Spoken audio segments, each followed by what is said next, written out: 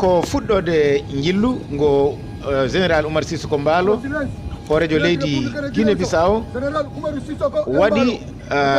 wonande leydi Portugal tawi koye noddandu Marcelo Rebelo de Sousa horejo leydi Portugal. Koɗo woni laawol ɗimmol arde Umaro Sissoko Embaalo ɗo ɗo Portugal gila o jooɗi jappere nde kono ko laawol gadanol arde mo officiel ɗum woni officiel.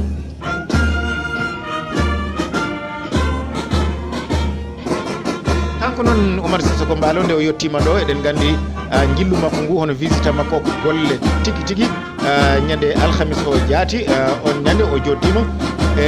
hono makko hono Marcelo Rebelo de Sousa toon to suudu lamordo to ko hono noonne kadi Marcelo noddimo ñande mum tigi fewnanimo bottari noddimo to suudu lamordo ɗum woni to plein koye on ɗon ñalawma kadi woni ko joddi e Antonio Costa hoorejo jagorɗe leydi Portugal.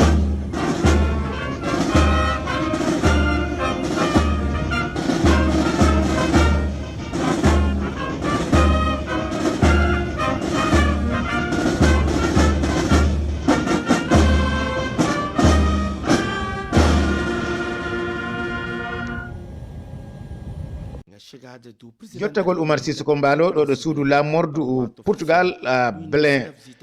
ɗo o naati galle o kono noon to Bowal on jii temeɗɗe yimɓe ɓiɓɓe Guinée-Bissau sembinoɓe mo joguiɓe drapeau ena hono bandera Guinée-Bissau ene cembinamo o naati galle o eɗen jiiya o tellima e oto he ɗum woni o jippima e oto he joni o darodima ɗo e hono makko ɗum woni Marcelo Rebelo de Sousa laamiɗo leydi Portugal ɗo kay eɗen gandi ko inuji ɗiɗi national leydi Portugal e leydi Guinée-Bissau woni e hollirede ɗo henne.